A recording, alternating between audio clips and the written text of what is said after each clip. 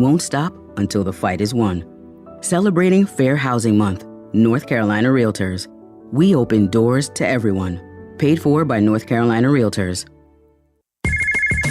Welcome to Cape Fear Valley's Making Rounds Live, broadcasting and streaming live from the WIDU Community Room. The WIDU Radio Network, WAGR in Lumberton, WYDU in Red Springs, and WEWO in Laurinburg. Making Rounds Live on 99.7 FM, 1600 AM. We air every second and fourth Tuesday of the month. Making Rounds Live. The purpose of this show is to bring you information on health and wellness. Here's the host of Making Rounds Live, Omega Jones. Thank you so much, Ray.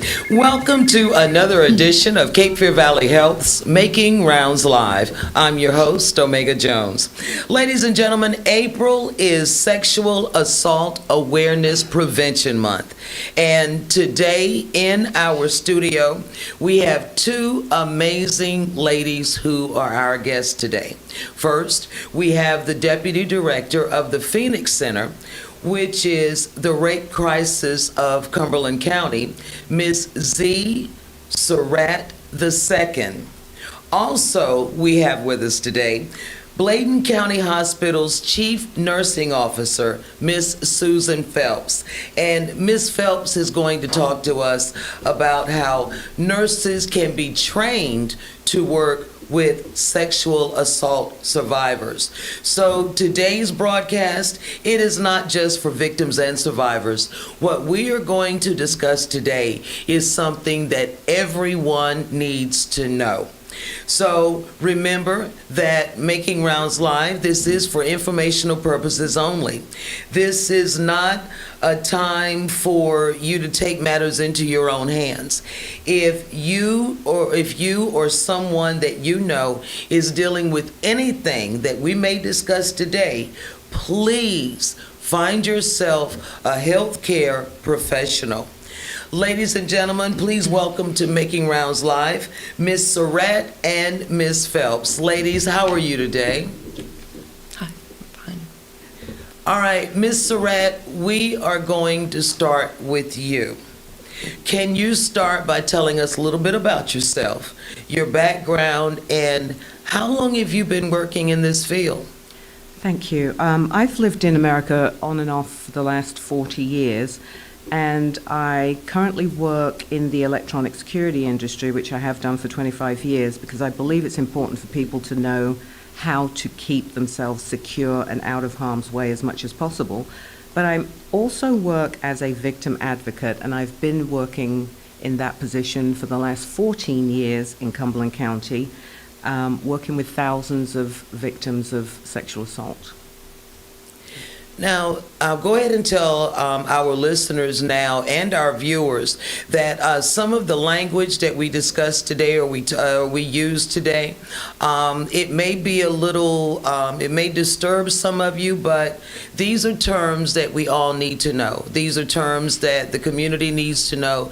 These are terms that your family, loved ones, and neighbors need to know.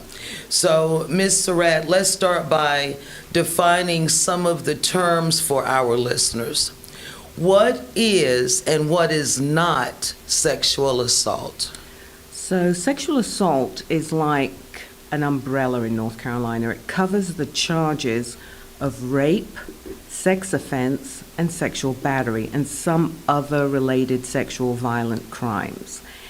However, if someone puts their hands on you like a slap or a punch or causes you some kind of non-sexual harm, it may be charged as an assault, or depending on the relationship of the partners involved, it may be considered domestic violence. Statistics in our country and in our community, how accurate are those statistics? Because in talking with some of the victims that I have talked with in the community and in the area, I've learned that a lot of these instances are not reported. That is correct. We have a tendency to keep our eyes on the statistics published by RAIN, which is Rape, Abuse, Incest National Network. It's the nation's largest anti-sexual violence organization, and they have an extensive amount of information on sexual violence in this nature. We're comfortable with the accuracy of their statistics as the numbers reflect reported incidents.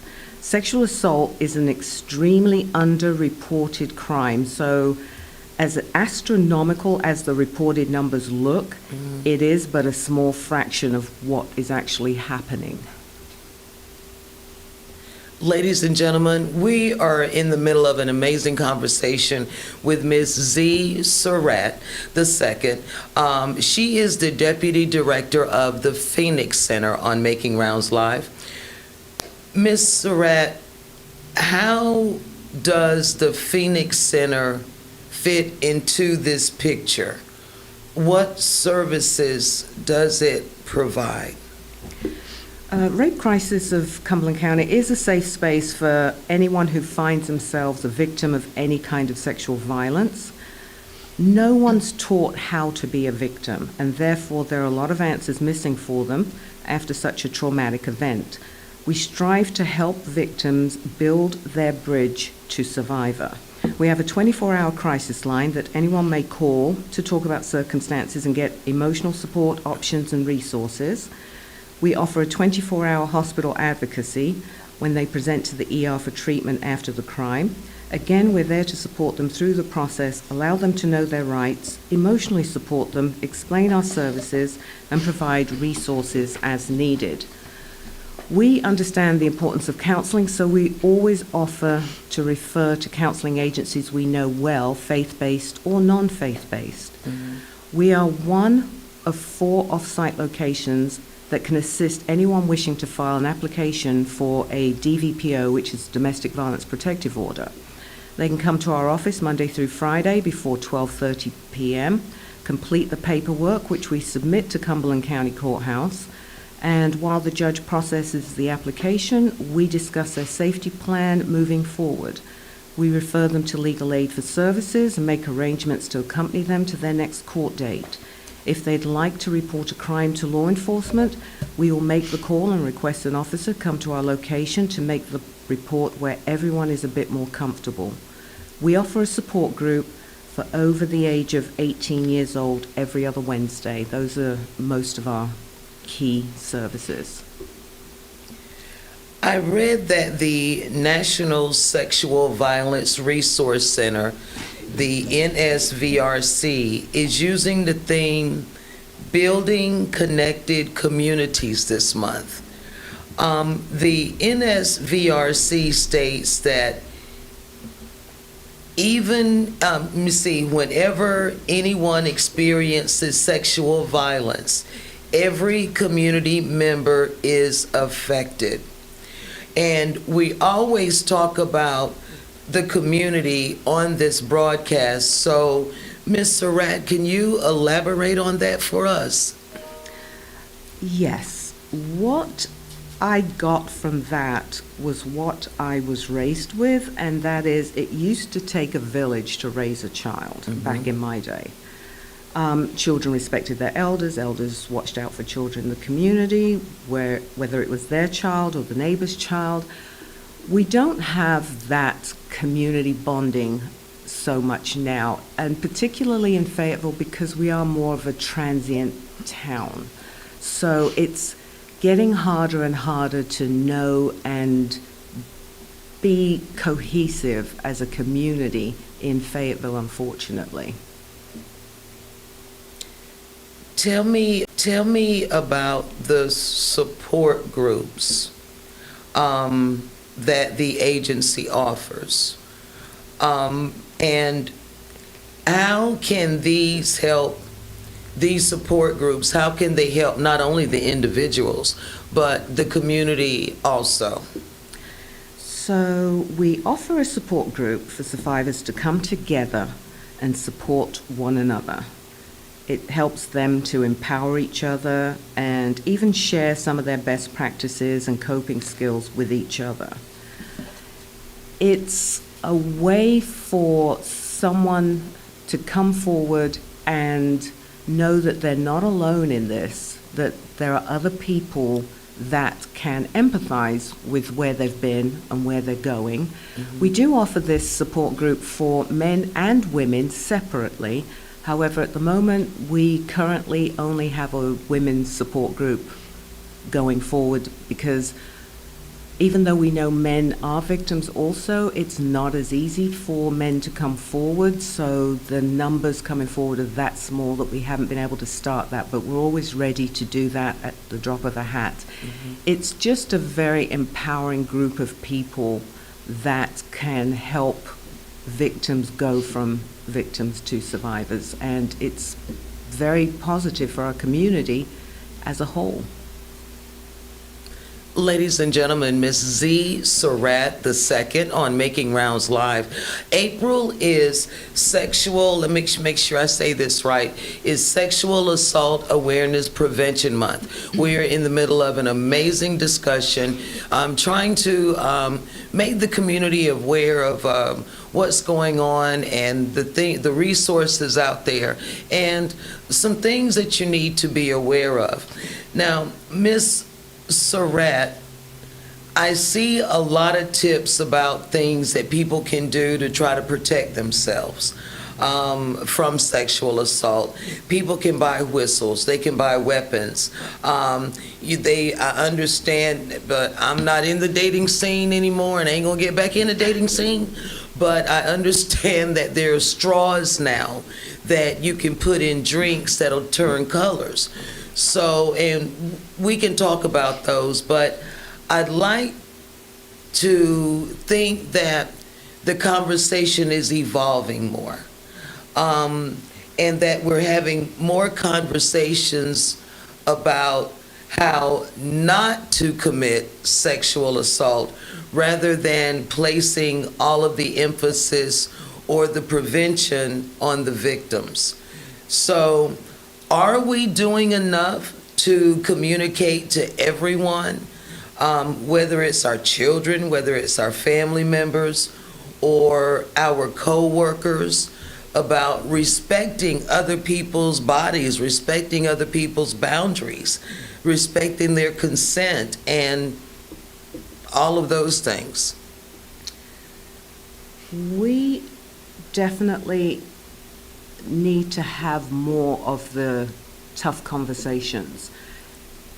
I believe that starts in the home with children, because consent starts right at the very beginning.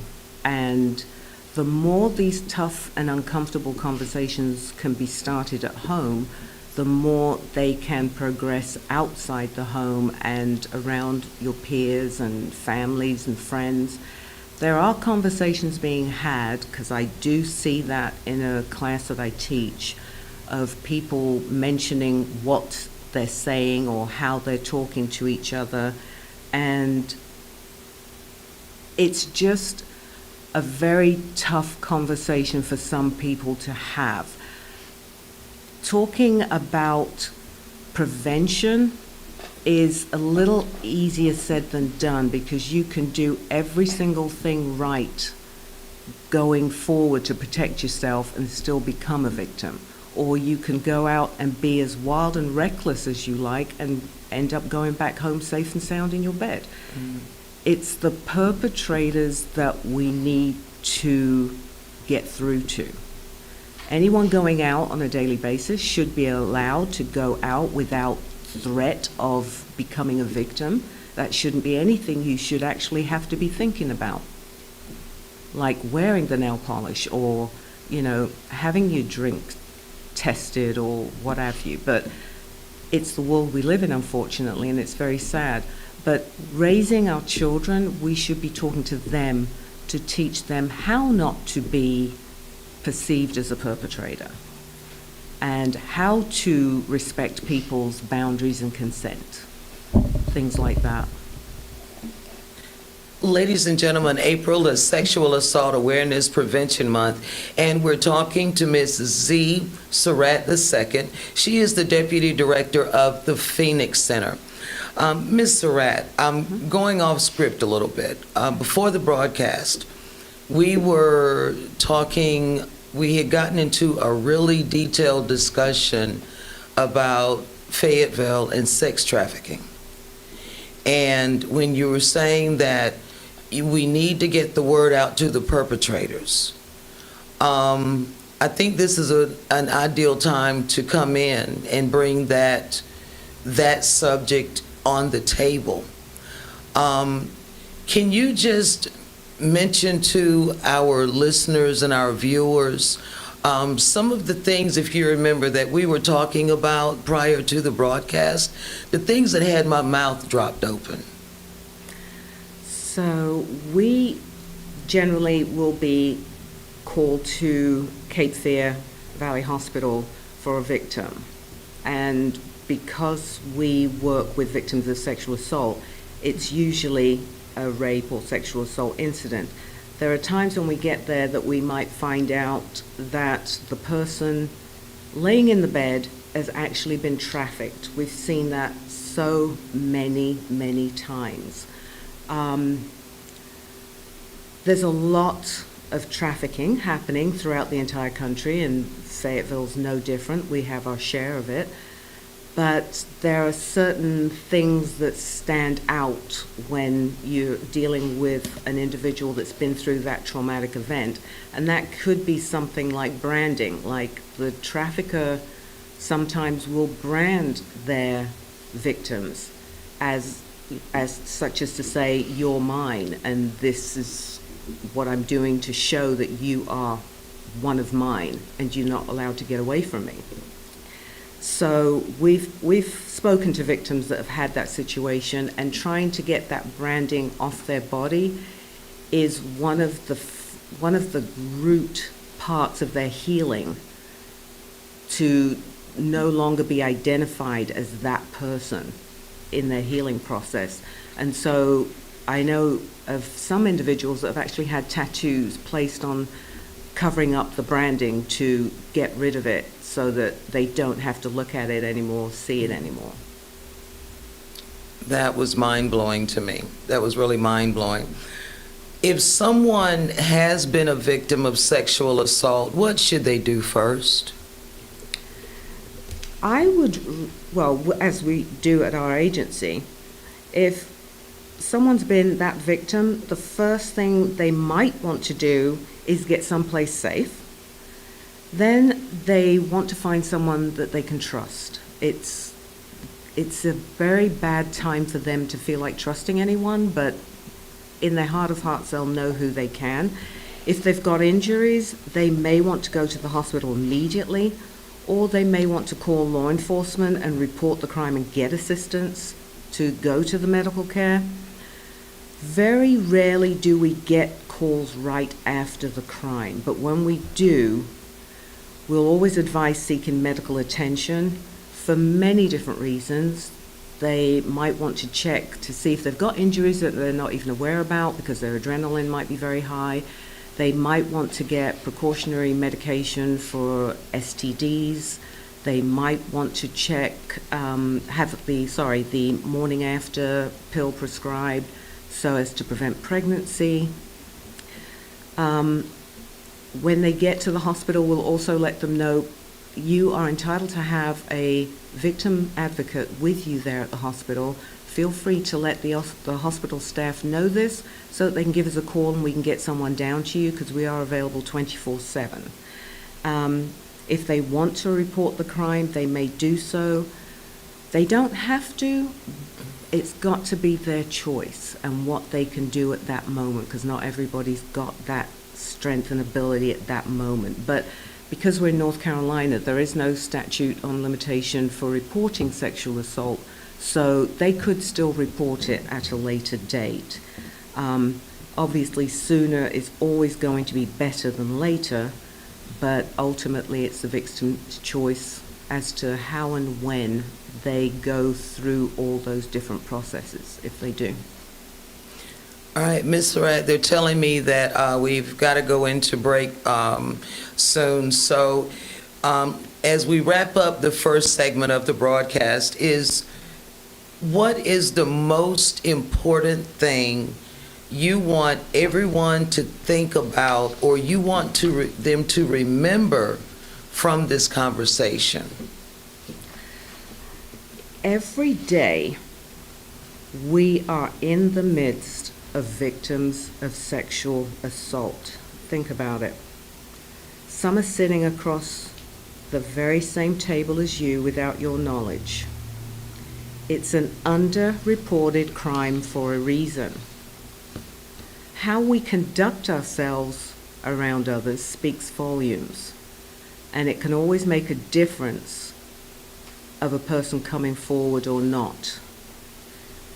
I understand that we in a community where people are still victim blaming, and I recently learned through a victim speaker that people blaming victims are generally doing that to make themselves feel safe, which sounds very bizarre. However, by blaming the victim for doing something that caused the crime to happen to them makes the blamer feel safe because they know they would never do that. And it's very sad that that's where our mind thought it might be and where a lot of the blaming comes from, intentional and unintentionally.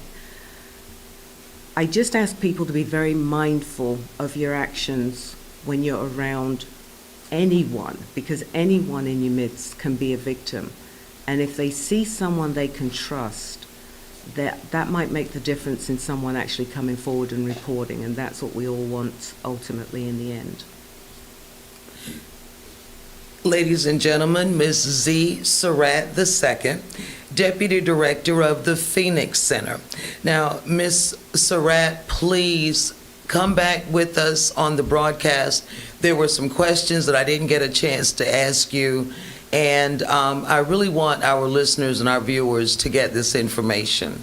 So please come back with us again whenever you have something you want to talk about, or if you get in touch with Lindsay, and we'll get you back on the broadcast. Thank you so much.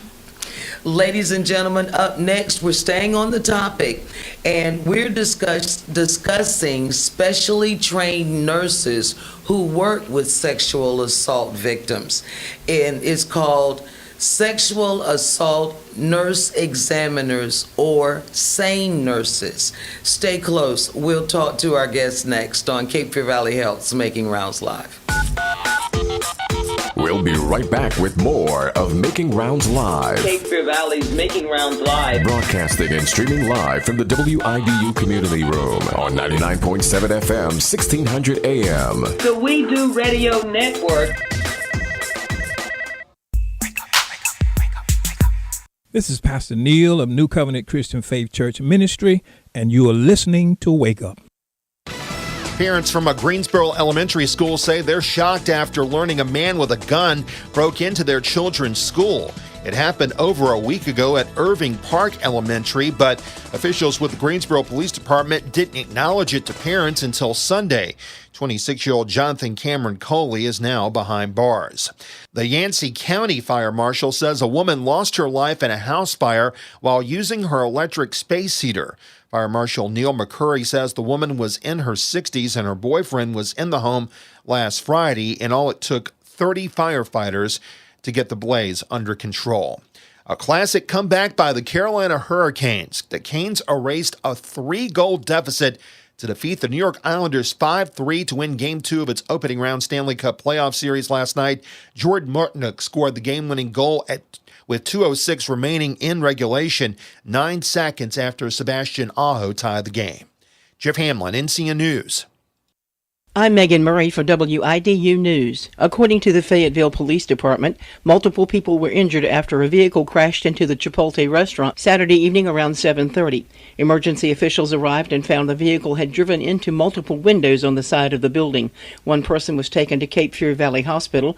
Others were treated for minor injuries. The State Parole Commission announced Wednesday a State Highway Patrol trooper sentenced to life in prison for the murder of a Fayetteville car lot owner was approved for parole last week. Morris Parker was convicted of first-degree murder in the slaying of Vonnie Hall, owner of Hall's Motor Company, and sentenced to life in prison. Parker completed the Mutual Agreement Parole Program before his release.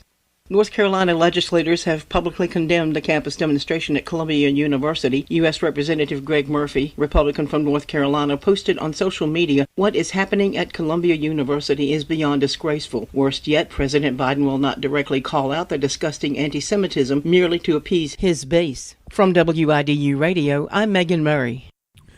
We're waking up to high pressure sitting smack dab over us, so some spots very early could see some light frost. It'll quickly melt. We warm up today, low 70s this afternoon. It'll be warmer than what we had yesterday. Along with Moak Weather Center, I'm meteorologist Mike Mays. Catch the vision and join the team. My name is Dexter Russell Sr. I'm the pastor of the North Ramsey Street Church of God, located at 113 Circle Court here in the wonderful city of Fayetteville. Catch the vision. Let's join and be a part of the WIDU team. Great things and wonderful things are about to take place. Why not be a part? God bless. Hi, this is T.W. Campbell. And I'm Patricia Campbell. Of the Refuge Community Church, located at 2314 L.A. Dunham Road here in the God bless city of Fayetteville, North Carolina. You can reach us at area code 910-483-6477. We're here to invite you to our early morning service each Sunday morning beginning at 8:30 in the morning. Our prayer is at 6 o'clock, our intercessory prayer. Bible studies at 7 o'clock, which now is our Sunday school at night, and which we call the Word on Wednesday. Come and be a part of a growing community. In Jesus' name. Amen. Hello, this is Reverend Dr. Patania L. Island, pastor of Hood Memorial AME Zion Church, and I am inviting you to come out and join us every Sunday morning at 9:30 for our Sunday school, and at 11 o'clock our morning worship service. We have midweek service on Wednesday nights at 7 o'clock p.m., and every first Friday night is our Shabbat praise night at 7 o'clock p.m. Hood is on fire for the Lord. Don't you want to join us? Where no one in the kingdom got swagger like us. There's no one like Mama, so celebrate her the right way. It's a Mother's Day celebration. Fayetteville, it's the Clark sisters. Tasha Cobbs Leonard, Marvin Sapp, and Jacqueline Carr. Hosted by Jonathan Slocum, Friday, May 10th, 7:30 p.m. at the Crown Arena. Tickets available now at Ticketmaster.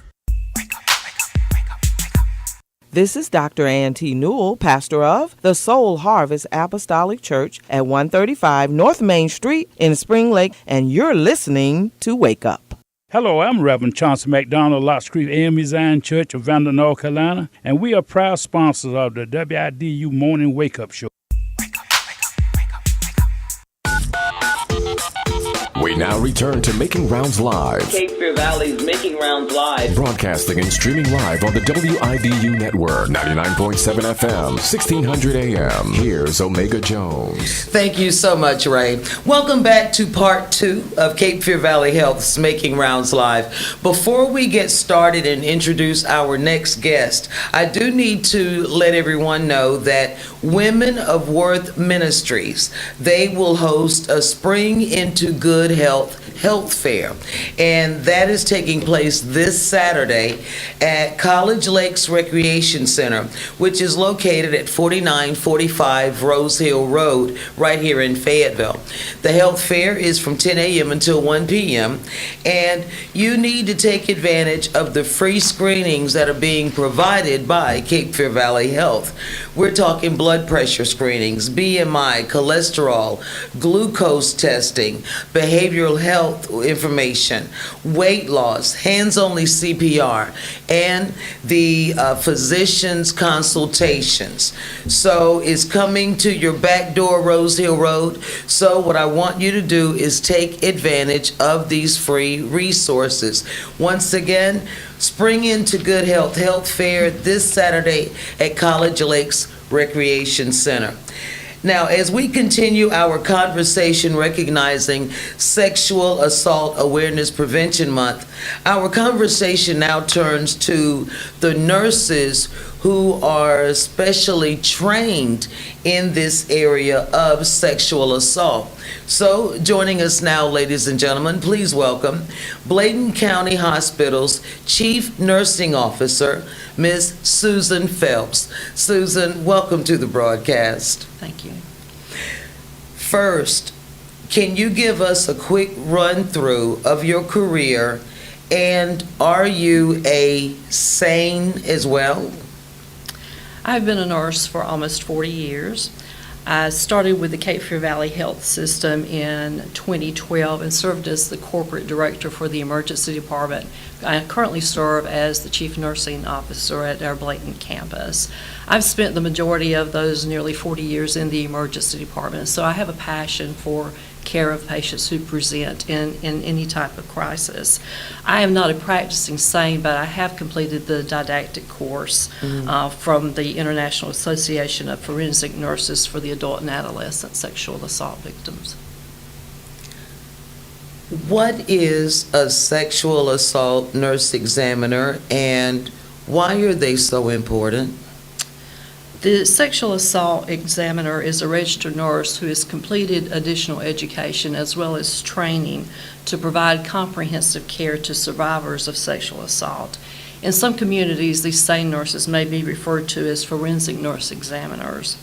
In order to offer comprehensive care, the role of the SANE includes evaluating and treating the patient in a holistic manner, being mindful that both the acute and the long-term care of these patients and the consequences of the sexual assault stays with the person. So we want to be absolutely certain that the care is given holistically with that in mind. Do they mostly collect evidence for rape kits, or is there more that they do? While the SANE does collect evidence for the rape kits, they do so much more.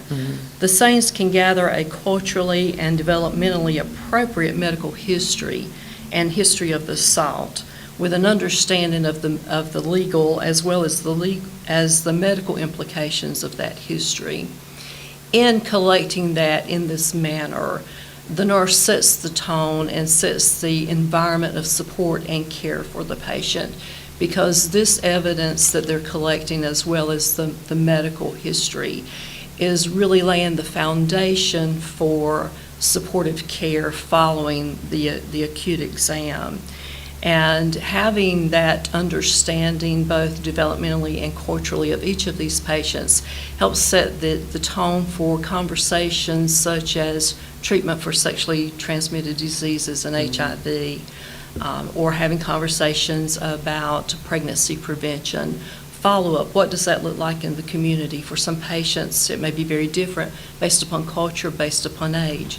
So the SANE nurse has this additional training to know where those resources are located and how to help allot those resources where they need to be.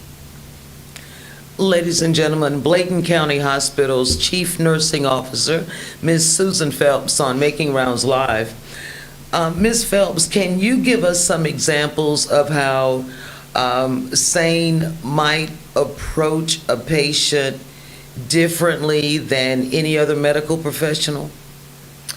SANEs recognize that every patient brings a unique set of needs that has to be acknowledged throughout that episode of care. There's no universal approach to these patients, as each one is unique. Unfortunately, many times this patient may feel marginalized or maybe even invisible in the community. So it takes both time and effort on the part of the SANE nurse to help establish trust as they care for these patients.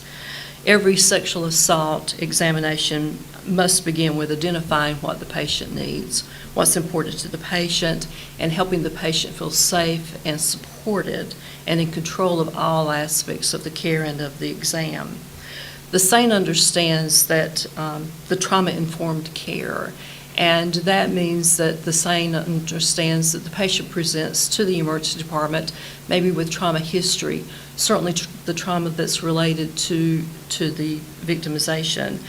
And so the SANE nurse understands that this must be kept in mind during the exam, The victim may often disassociate during the crime, and the SANE nurse understands that that may impact their ability to recall all the details of the crime. The SANE nurse also understands that the patient may tend to disassociate during the exam and help the patient understand that if indeed that happens, that the exam will stop at that point. I apologize about that. Are SANE nurses, are they generally found in the emergency rooms, or can they work anywhere? In the United States, it's very common to find the forensic nurses working in emergency departments. They may be in community anti-violence program offices, maybe the coroner or even the medical examiner's offices. Forensic nurses may also be called on in mass disasters or in situations of community crisis. Ladies and gentlemen, in the studio, we are having a very interesting conversation with Susan Phelps. She is Bladen County's hospital's chief nursing officer, and we are recognizing Sexual Assault Awareness Prevention Month on Making Rounds Live. Ms. Phelps, does Cape Fear Valley Health offer extra training to become a SANE nurse?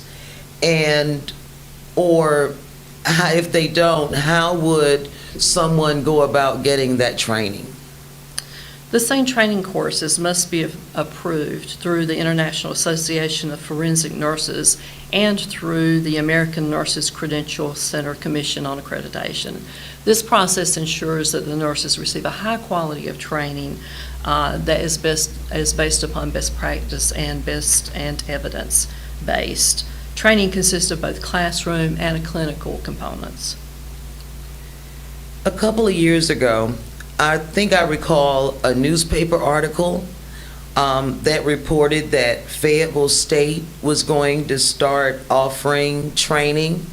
Has that training made a difference to the availability of training for, let's say, local nurses or the number of SANE nurses? The sexual assault nurse examiner training at Fayetteville State University's School of Nursing has made a tremendous impact on the training for nurses, not just for our health system, but across the state. I have the honor of sitting on their advisory committee and hearing them talk about, first of all, the passion for the program is just very exciting. They have really made an impact for our health system. As of this point, we have 25 nurses across the health system who've been trained through that program. Across the state, they have trained 97 nurses. So they actually have been able to place a trained nurse in 25 of our 100 counties in North Carolina. Ms. Phelps, if someone does go to the emergency room after a sexual assault, do they need to ask for a SANE nurse, or would that be something that would automatically happen after the victim says, "I've been assaulted"? A person who comes to the hospital after a sexual assault has a brief assessment and is placed in a private room as quickly as possible. Sexual assault is a priority and patients are given a room very quickly. Unfortunately, victims may have a variety of injuries and some may even require quick medical intervention. Once the patient is stable, then with the patient's approval, a SANE nurse is called to come in to complete the exam.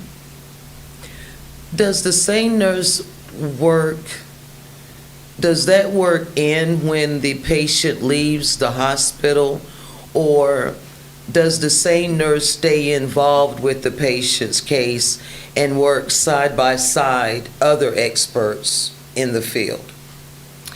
The SANE may reach out to any discipline needed by the patient, from the pharmacy for getting medications to primary care needed for aftercare. The SANE has also collected evidence and successful prosecutions, and this may take many months in order to take place. So she does have the opportunity to stay in contact with that patient. What would you want a person to know if they're ever assaulted and wondering what they should do next? Many victims just want to move past what's happened and get on with their lives. Regardless of a person's desire to report sexual assault to the police, the person still needs medical attention as soon as possible. If you are sexually assaulted, call 911 right away. Our emergency departments have a great deal of empathy for all of our patients, as we are keenly aware of the physical and emotional trauma victims of sexual assault go through, whether they're coming to see us hours, days, or even weeks after the incident. We try to make them feel at ease. During the last segment, Ms. Surratt talked about this, and it was basically judging the victims. People judge victims. It happens. It's no sometimes. It happens. Whether you do it verbally, whether you do it mentally, you've already judged. So people judge victims of sexual assault based on what they do after an assault. And those assaults are traumatic. People are being judged for decisions they made after a traumatic experience. So what do you want people to know about victims of assault, whether they choose to report it right away or not, or whether they choose to go to the hospital or not? Sexual assault often takes away a person's sense of control over themselves and their safety. Victims feel very vulnerable. They're often afraid that they will not be believed, or that they, as you said, will even be blamed for the incident. One of the best things that you can do is to acknowledge how difficult it was to say something and to talk about what was done to them. Be patient as they open up. Listen to them, believe them, and be supportive. Now, before we close out today's broadcast, Ms. Surratt, I'm going to bring you back in if you don't mind. Okay. We had a question to come up during the break about why does the victim stay? And then that led me talking about a personal situation with one of my family members. So why does a person stay? Staying as in like a domestic violence situation, there is an actual wheel that explains it. It can be emotional, it can be financial, it can be, I wish I could remember all the different variations, but the chances the first time some sort of domestic violence happens and that person leaving is generally very slim, because they'll usually get an apology, it will never happen again, they believe they know the person that they're with to know that they won't do it again, but they never saw it coming the first time. So sometimes I think maybe they just don't want to believe it. Everyone's got a genuine reason why they stay. Could be that they cannot financially support themselves and their kids alone because the abuser is, the breadwinner that brings the money in for the family. So I know a lot of people always say, you should leave, you should leave. Those are very easy words to say. They're not very easy to act upon when you're in that situation. And everybody will handle those type situations in their own way, in their own time. And it's got to be their decision, unfortunately. I know we always want the best for the other person and we want them to get out of that situation, but sometimes that's just not right for them at that time. Best we can do is support, listen, help, be there for that person until they are ready to leave, until they can leave, and support them the best we can to help empower them to leave. It's just not that simple. Everyone thinks you should just leave. You should just run away. it really, you just have to be in that situation to understand how hard that really and truly is. It's not easy. So, ladies, let's go to both of you. Any closing remarks? Anything that you want to stress to the listener? Anything that, or the viewer? Anything that that you really want them to know? Any points that you want to stress before we close out today's broadcast? We'd just like to reemphasize the point of seeking medical attention quickly, and not being afraid to go to anyone's emergency department and present and receive the treatment that you deserve and that you may need. And could you say, do not be afraid one more time, because I know that's the reason why a lot of ladies and men too, they do not report it. Absolutely. Do not be afraid to come for treatment. All right. And Ms. Surratt, anything else you wanted to say before we close out? Yes, please. I would just like to do a quick plug of the Phoenix Center. We do offer a 2-day rape crisis sensitivity training class at the Fayetteville Technical Community College 4 times a year. It's for anyone 18 and above.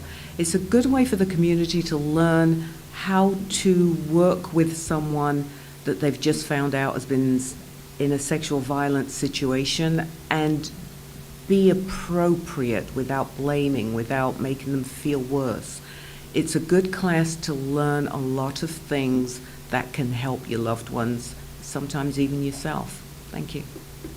Ladies, thank you so much for your time. This has been an amazing broadcast today. Thank you so much. Thank you. Ladies and gentlemen, please join me in thanking today's guest, Bladen County Hospital's Chief Nursing Officer, Ms. Susan Phelps, and Ms. Z. Surratt II, Deputy Director of the Phoenix Center here in Fayetteville. Now, our next broadcast will be Tuesday, May 14th, and we will talk about strokes with a neurosurgeon and a stroke coordinator, so make sure you join us. For our producers, Shaka Jordan, Lindsey Graham, and Ray Thomas, and the hardworking team behind the scenes, I'm Omega Jones, continuing the legacy of Darvin Jones. Thank you so much for listening to and watching Cape Fear Valley Health's Making Rounds Live.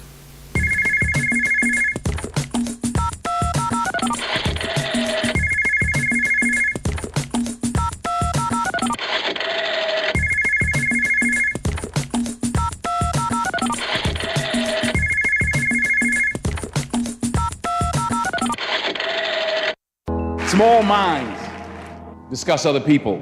Good minds discuss events. Great minds discuss ideas. Your station for inspiration and information. 1600 AM, 99.7 FM, WIDU1600.com.